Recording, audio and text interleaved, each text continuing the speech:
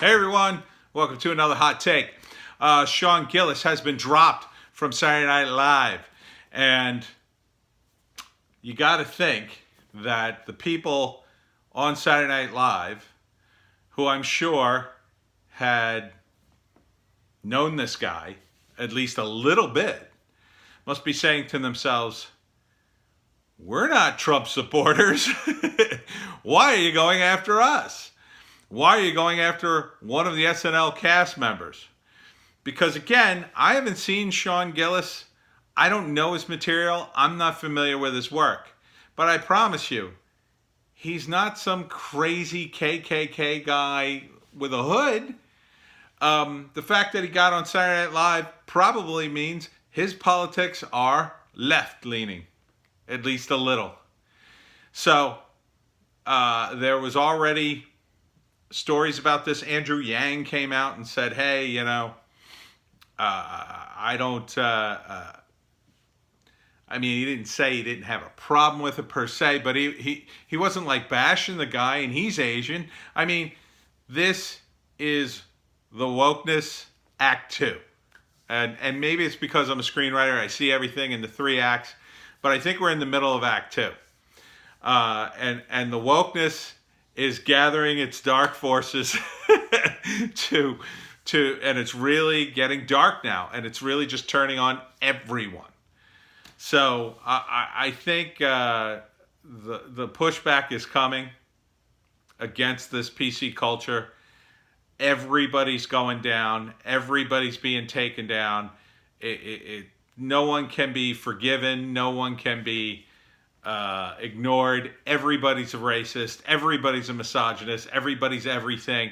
And, until Twitter is down to like one person, one king of the hill that is so self-righteous no one can possibly touch them.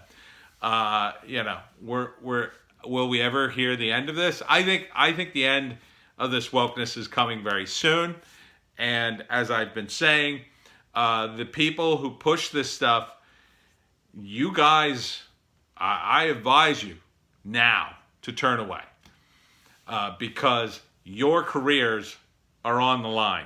And if you push this stuff, if you push this PC culture, if you participated in tearing people down, now is the time to back off and apologize and say, hey, I've gone too far.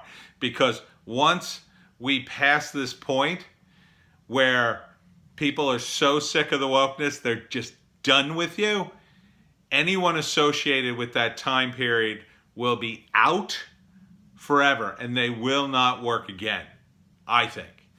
Anybody who recognizes their name and associates them with this time of just going after people's careers constantly, going on Twitter and, acting like a maniac.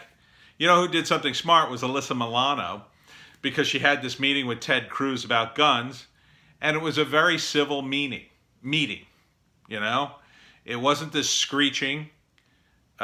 She didn't scream at the guy. She had a discussion. Now, obviously, those two don't agree, but the fact that they could have a civil discussion, and the fact that Alyssa Milano is willing to sit down and not just screech, oh, he's a right-wing lunatic or whatever, you have to give her credit for that.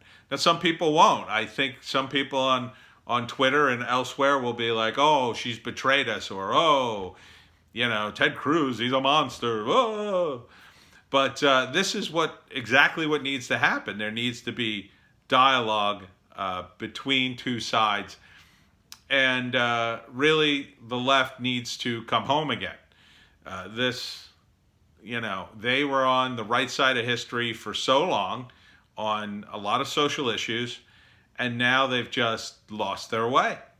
I think it's because they won so many victories that, without identity politics, they didn't really have anything. They've abandoned almost everything else. And, one of the things they've abandoned is the working class, I think, to a large extent. There are all these working people who are wondering, where the hell is my job?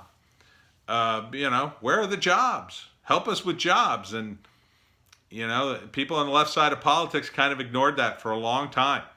And now they're moving. People are moving on.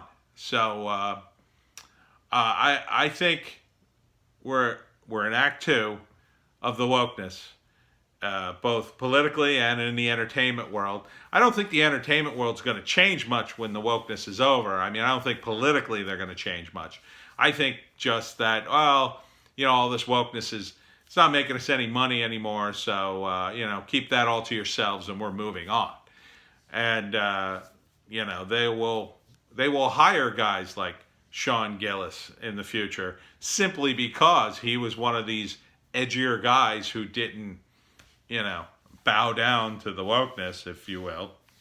Not that he has much of a choice at this point because he's been cut loose from SNL, but quite frankly, what is SNL now? In my opinion, SNL is, it's a shadow of its former self. It used to be edgy and cool. Back when I was a kid, watching it was the most fantastic thing on television. Now, I haven't watched it in years. It's just become so newsy. And I had a friend who was an intern on Saturday Night Live. He told me a lot of behind the scenes, and it's too much of an institution now.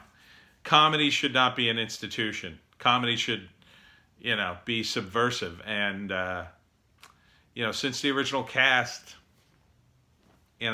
within a few years of that, hasn't really been subversive. There's just too much money in it. It's just too big.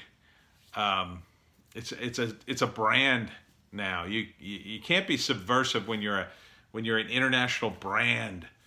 And Saturday Night Live is, it was amazingly edgy and cool in the beginning, but television as a medium really isn't edgy or cool anymore. Not network television. The cool stuff's happening on Netflix, Hulu and Amazon, because they can do any crazy thing they want. And, innovation in entertainment happens in a situation where there's enough money behind it to make it happen, but, talent is just sort of left to do whatever. And if you do that enough times, eventually you get a group of talented people who just make something amazing. But, people don't want to waste their money. They're all about money, money, money. So I think this era of wokeness, we're coming to the third act. And it's going to be a climax, and the forces of evil wokeness will be defeated. And I'm not talking about,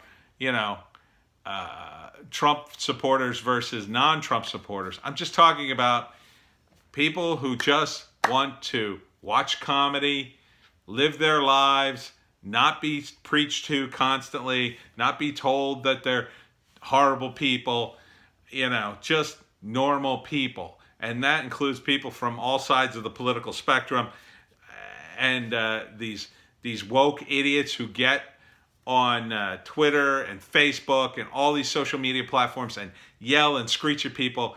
I'm telling you, your time is just about over.